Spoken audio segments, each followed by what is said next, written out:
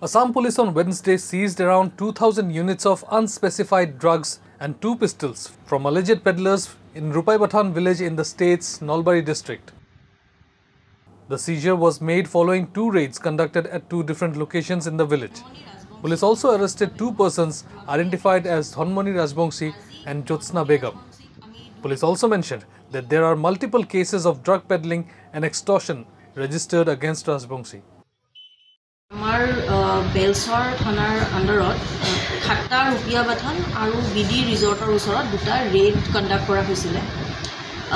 এই ৰেডত আমি 1938 suspected NDPS capsule recover কৰিছোঁ আৰু এই সংক্ৰান্তত আমি ধনমণি ৰাজবংশী আৰু জ্যোৎস্না বেগমক যোৱাকালি আমি এৰেষ্ট কৰিছিলোঁ।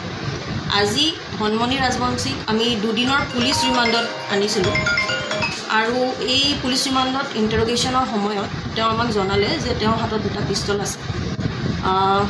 আমাৰ হাতত সোৰ্স ইনফৰমেশ্যনো আছিলে আৰু যেহেতু তেওঁ জনালে আমি এই ইনফৰমেশ্যনটোৱে ফলো কৰি পেলাই তেওঁৰ ঘৰৰ সন্মুখৰ পৰা দুটা পিষ্টল আমি ৰিকভাৰ কৰিব পাৰিছোঁ। কি সন্দেহ কৰে আচলতে এইটো?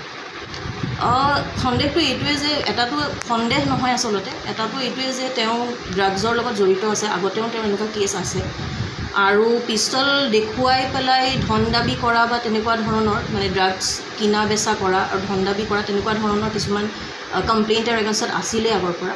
So সেইকাৰণে তেওঁক এৰেষ্ট কৰা হৈছে। Don't forget to like, share and subscribe to East Mojo. For any queries, put them down in the comments section below and press on the bell icon for notifications.